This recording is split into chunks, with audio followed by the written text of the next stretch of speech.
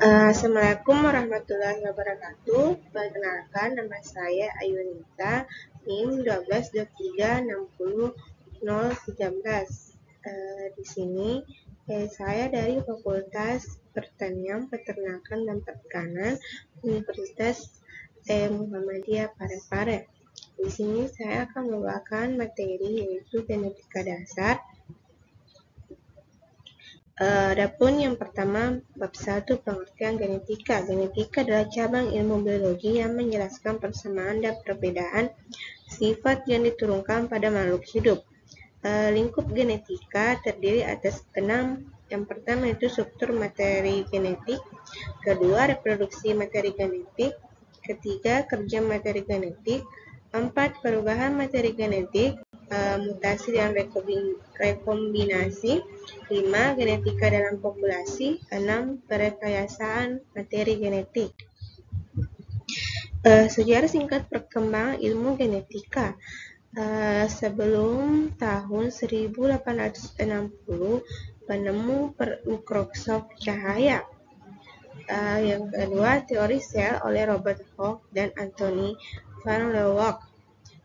Penemuan inti sel oleh Robert Brown pada tahun 1833. Yang kedua, periode tahun 1900 sampai 1944, penemuan kembali oleh Mendel tentang hukum pewarisan sifat. Yang ketiga, periode 1944 sampai sekarang, penemuan DNA sebagai materi genetik oleh Avery M. Clark, struktur DNA oleh Watson dan Crick. Hukum Mendel klasik dan teori kromosom. Hukum Mendel klasik. Yang pertama, hukum pertama Mendel. Setiap pasang gen akan disegregasi ke dalam masing-masing gamet yang terbentuk. Yang kedua, hukum kedua Mendel, independent assessment. Segregasi suatu pasangan gen tidak bergantung pada segregasi pasangan gen lainnya, sehingga terjadi pemilihan kombinasi gen-gen secara bebas. Teori kromosom. Konsep tentang gen sebenarnya telah digambarkan secara implisit oleh Mendel sebagai faktor dasar dalam perkembangan sifat. Meskipun Mendel belum mengetahui bentuk atau susunan faktor keturunan tersebut, ia menyebutnya sebagai faktor penentu. Istilah gen baru dipakai oleh W.A. Johansen 1857 sampai 1927 yang berasal dari istilah pangan oleh Darwin William Bateson 1861 sampai 1926, menggunakan istilah alel untuk pasangan gen yang digambarkan oleh Mendel. Pembelahan sel. Pembelahan sel yaitu yang pertama pembelahan aseluler, yaitu pada virus dan rektovirus. Yang kedua itu pembelahan prokariotik, yaitu bakteri membelah melalui pembelahan binar. Yang kedua itu pembelahan eukariotik terdiri atas mitosis dan meiosis. Mitosis menjamin bahwa setiap sel anakan menerima kromosom dalam jumlah dan jenis yang sama dengan sel induk, sementara meiosis yaitu menghasilkan gamet dengan setengah jumlah kromosom untuk memfasilitasi reproduksi seksual. Bab 2. Prinsip dasar pewarisan sifat. Pada abad ke-19, studi mengenai pewarisan sifat biologis sudah ada, namun tidak terorganisasi dengan baik.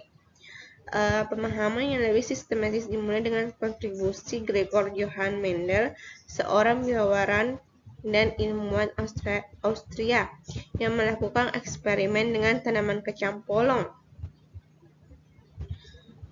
Pada penelitiannya, prinsip-prinsip Mendel diakui dan dijadikan dasar bagi genetika modern. Mendel menggunakan metode eksperimental yang cermat dengan memilih kacang polong sebagai model karena karakteristiknya yang diamati, serta menerapkan teknik persilangan untuk menyelidiki pewarisan sifat-sifat tertentu. Hasil eksperimennya mengarah pada penemuan bahwa sifat-sifat diwariskan melalui unit-unit pewarisan yang sekarang dikenal sebagai gen. Konsep genetika Mendel dan terminologi. Gregor Mendel memperkenalkan konsep dasar dalam genetika, termasuk ide tentang gen sebagai unit pewarisan, serta prinsip dominan dan resesif. Ia juga mengemukakan teori segresi genetik yang menyatakan bahwa pasangan alel pada organisme akan berpisah saat pembentukan gamet. Bab 3. Pola-pola pewarisan dan penyimpangan hukum Mendel. Dalam studi genetika modern, pemahaman terhadap pola-pola hereditas sangatlah penting untuk mengungkap kompleksitas pewarisan sifat dari satu generasi ke generasi berikutnya. Pada level dasar, pola-pola hereditas merujuk kepada cara-cara di mana gen-gen diwariskan dari induk ke keturunan. Salah satu konsep dasar yang paling fundamental adalah hukum-hukum pewarisan genetik yang diajukan oleh Gregor Mendel pada abad ke-19. Bab 4. Penentuan jenis kelamin. Pada dasarnya, penentuan jenis kelamin adalah proses kompleks yang tergantung pada berbagai mekanisme genetik, hormonal, dan lingkungan yang berbeda di antara berbagai spesies. Dalam kebanyakan mamalia seperti manusia, jenis kelamin ditentukan oleh kromosom seks, di mana individu XY biasanya berkembang menjadi laki-laki, sementara individu XX menjadi perempuan. Namun, ada juga sistem lain seperti ZW yang ditemukan pada burung dan beberapa reptil di mana betina memiliki kromosom seks heteromorfik SW dan jantan homomorfik ZZ. Penentuan jenis kelamin. Di tingkat genetik, gen-gen tertentu yang terletak pada kromosom seks seperti SRY pada manusia memainkan peran kunci dalam mengarahkan perkembangan organ seksual yang sesuai. Misalnya, gen SRY pada kromosom Y manusia memicu pembentukan testis dan produksi hormon yang mengarah pada perkembangan karakteristik seksual laki-laki.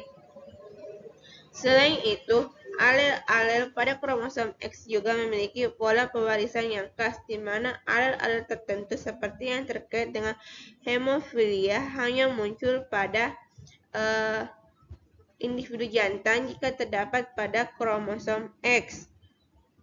Dengan demikian, penentuan jenis kelamin bukan hanya tentang kromosom yang dimiliki individu, tetapi juga tentang interaksi kompleks antara genetika, hormon, dan faktor lingkungan yang menentukan perkembangan jenis kelamin yang tepat pada setiap spesies. Bab 5. Pindah silang dan pautan. Dalam genetika, pemahaman tentang prinsip-prinsip Mendel seperti segregasi bebas dan asortasi bebas sangat penting untuk memahami cara sifat-sifat genetik diwariskan dari satu generasi ke generasi berikutnya. Hukum segregasi bebas menjelaskan bahwa ketika sel-sel reproduksi terbentuk, alel-alel yang terpisah dari satu lokus akan dipisahkan secara acak ke dalam sel-sel gamet yang berbeda. Sebaliknya, prinsip asortasi bebas menunjukkan bahwa alel-alel pada lokus yang berbeda dapat dipisahkan secara independen selama pembelahan meiosis, menghasilkan kombinasi alel yang berbeda pada gamet-gamet yang dihasilkan. Proses ini penting dalam membentuk keragaman genetik dalam populasi. Pindah silang dan pautan. Mekanisme pindah silang atau crossing over juga memainkan peran kunci dalam evolusi genetik. Pindah silang terjadi ketika dua kromosom homolog bertukar segmen genetik mereka selama meiosis. Proses ini menyebabkan kombinasi baru dari alel-alel yang terletak pada kromosom homolog yang berbeda, yang meningkatkan keragaman genetik dalam populasi. Pindah silang tidak hanya membantu dalam menciptakan variasi genetik, tetapi juga merupakan dasar bagi pembentukan peta genetik yang memetakan lokasi gen-gen pada kromosom. Bab 6. Variasi kromosom. Dalam genetika, pemahaman tentang kromosom sangatlah penting karena kromosom adalah struktur yang membawa informasi genetik yang diturunkan dari generasi ke generasi. Setiap kromosom memiliki morfologi dan struktur khas yang mempengaruhi cara pewarisan sifat dan perkembangan individu. Morfologi kromosom dapat dibagi berdasarkan posisi sentromernya menjadi metasentrik, submetasentrik, akrosentrik, dan telosentrik. Perubahan struktur kromosom baik melalui aneuploidi, perubahan jumlah kromosom maupun euploidi, perubahan jumlah set kromosom, dapat menyebabkan kelainan genetik yang signifikan pada organisme. Pentingnya pengetahuan tentang morfologi dan variasi kromosom tidak hanya berdampak pada pemahaman pewarisan genetik, tetapi juga pada bidang kesehatan dan evolusi. Misalnya, translokasi Robertsonian pada manusia dan primata non-manusia memberikan bukti evolusi yang signifikan dalam sejarah kromosom primata. Bab 7. DNA dan material genetik. Sebelum diakui sebagai materi genetik, pengetahuan awal manusia tentang transmisi sifat melalui eksperimen dengan protein, lemak, RNA, dan DNA telah berkembang. Salah satu eksperimen awal yang penting adalah transformasi Griffith, di mana dia menemukan bahwa bakteri avirulen bisa menjadi virulen setelah dipaparkan dengan bakteri virulen yang sudah mati, dan menggambarkan adanya prinsip transformasi yang mengatur sifat genetik. Pada tahun 1953, penentuan struktur heliks ganda DNA oleh Watson dan Crick secara definitif mengkonfirmasi DNA sebagai materi genetik. Struktur ini terdiri dari dua rantai polinukleotida yang saling berpilin, dengan basa adenin selalu berpasangan dengan timin dan guanin dengan sitosin. Penemuan ini mengubah pemahaman kita tentang bagaimana informasi genetik disimpan dan diwariskan dalam organisme. DNA tidak hanya mengkodekan sifat-sifat organisme, tetapi juga merupakan fondasi bagi bidang-bidang seperti bioteknologi, ilmu forensik, dan farmasi, memungkinkan pengembangan teknologi dan aplikasi yang luas dalam pemahaman dan manipulasi genetik. Demikian yang dapat saya presentasikan. Assalamualaikum warahmatullahi wabarakatuh.